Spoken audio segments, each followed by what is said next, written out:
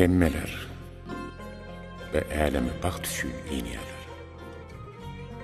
Hiç bir insan olsa ona yükelikte yetmeye.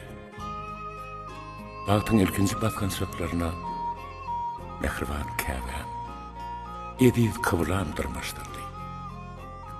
Olan gözlerinin nuru, ömür yolunu ösmeyecek sıra oldu.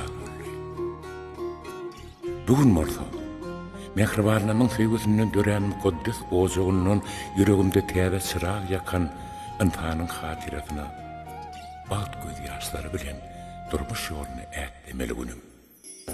Kalanın dibine bir nar ağacı, dökülse yaprağı kalar ağacı. Sol baryan gözelin kolmaz ağacı, eline yağlığı yelpetelenni.